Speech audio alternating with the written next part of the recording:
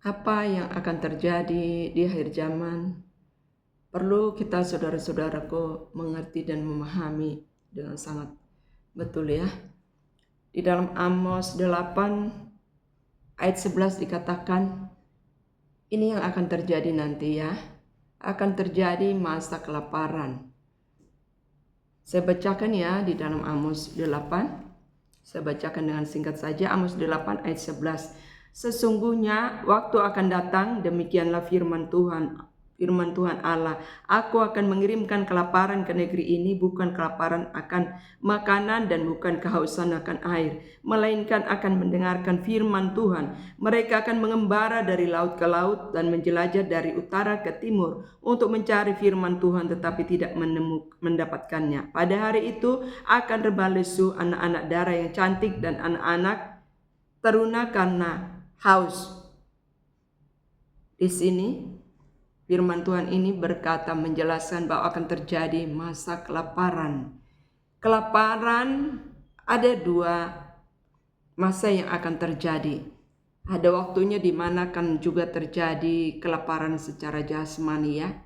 Kelaparan secara jasmani, resesi yang sangat hebat juga akan terjadi. Dan yang kedua, yang juga sangat berbahaya adalah kelaparan secara rohani, ingin mendengarkan firman Tuhan, karena hati manusia nanti akan penuh dengan kegelisahan.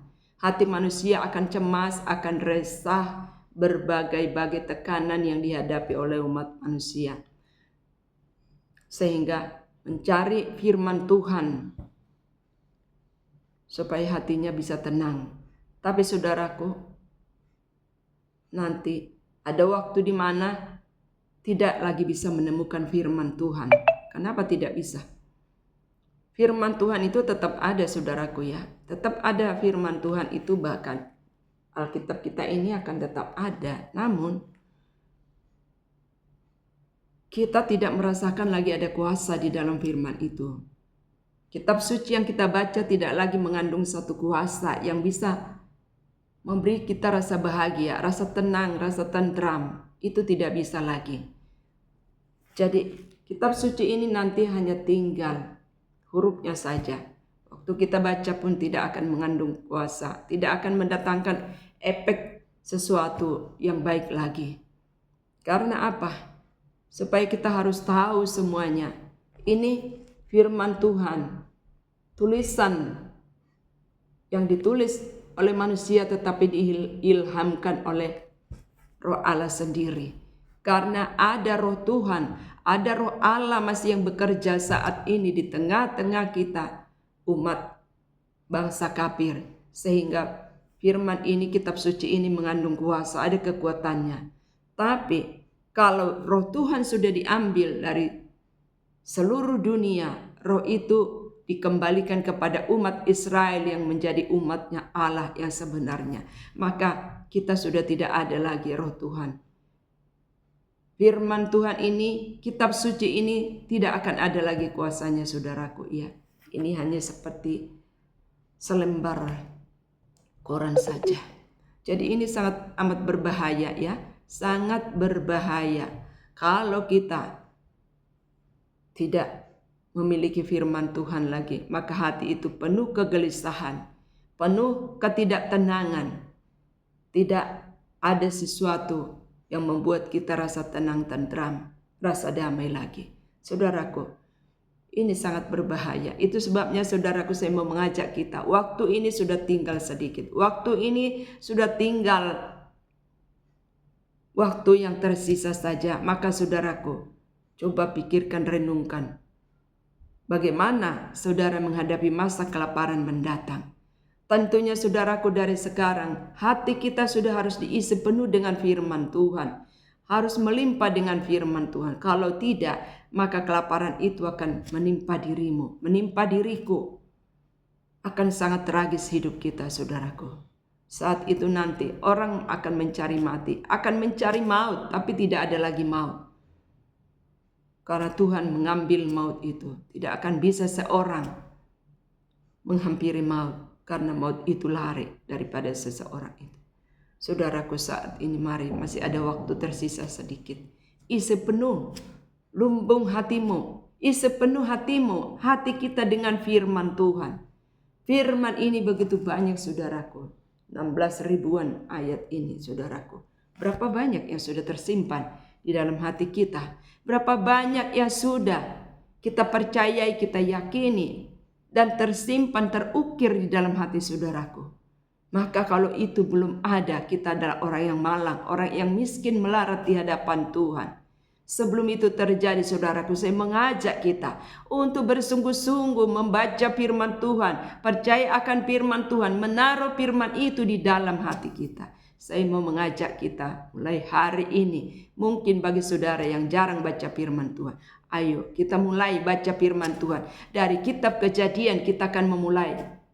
Saudaraku, bukan hanya sekali-sekali. Banyak orang Kristen yang hanya sekali-sekali membaca firman Tuhan, membaca kitab sucinya.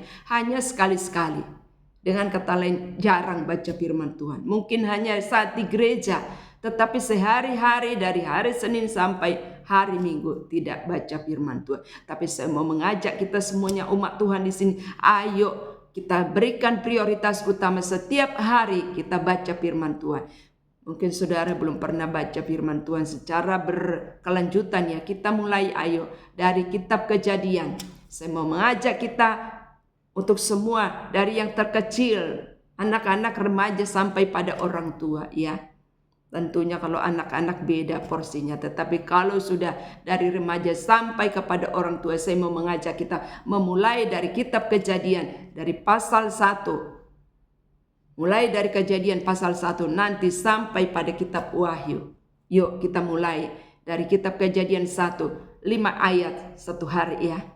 Apakah ini berat bagimu? Akan berat bagi orang yang jarang baca firman Tuhan ya.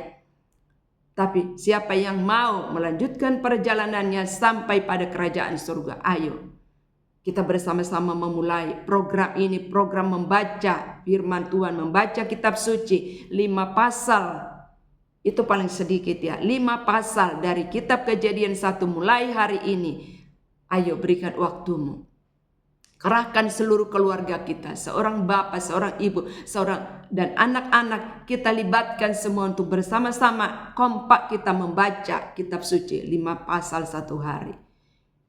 Mau setiap pagi langsung 5 pasal boleh, atau ada yang mungkin 1 pasal pagi, siang juga, malam juga boleh, tergantung ya. Tergantung kita masing-masing bagaimana kita mengatur supaya firman itu kita baca setiap hari, kita baca dan kita renungkan, kita hayati, dan ini menjadi satu kekuatan bagi kita untuk menghadapi akhir zaman ini saudaraku. Ya sebagai umat Tuhan tentunya berikan prioritas, kita baca HP aja ya, membaca HP, Facebook ya, untuk Facebookan, untuk YouTube, hal-hal yang tidak mendatangkan keuntungan bagi kita. Kita bisa berjam-jam loh. Anak-anak muda ya, anak-anak muda untuk mengikuti game bisa berjam-jam sehari. Mulai berubah, tinggalkan game yang tidak ada artinya. Tidak ada gunanya bagi saudara, tapi saudara rela sampai berjam-jam setiap hari untuk game, untuk Facebook yang mungkin tidak ada gunanya. Ayo kita gunakan waktu kita mulai hari kita selalu bersekutu dengan Tuhan.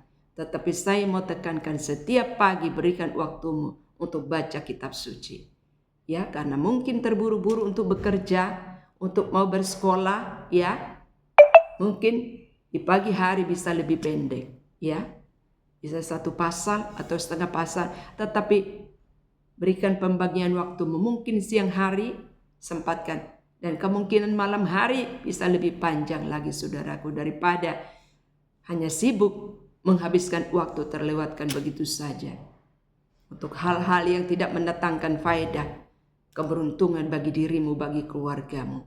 Ayo sekarang baca kitab suci 5 pasal 1 hari. Kalau anak-anak ya, anak-anak kecil, nah tinggal bagaimana kemampuan mereka. Sebagai orang tua kita bertanggung jawab untuk kasih mereka makanan-makanan rohani, mengarahkan mereka anak-anak kita supaya penyelamatan terjadi untuk kita sekeluarga, keluarga lepas keluarga, Tanpa engkau membaca firman Tuhan, tanpa hatimu jauh daripada Tuhan, kita tidak akan mungkin bisa melewati zaman yang sukar ini. Tentulah juga kita tidak akan bisa sampai dalam kerajaan surga. Puji Tuhan saudaraku. Ini yang bisa saya sampaikan. Kita mulai per hari ini, kita akan mulai membaca kitab suci. Saya sampaikan ini kepada sidang jemaat GPT Sekinaguri. Ayo kita bersama-sama memulai program baru. Satu program untuk meningkatkan iman kita, mendewasakan kita, meningkatkan kecintaan kita kepada Tuhan dan kepada firman Tuhan. Puji Tuhan, Tuhan memberkati. Shalom.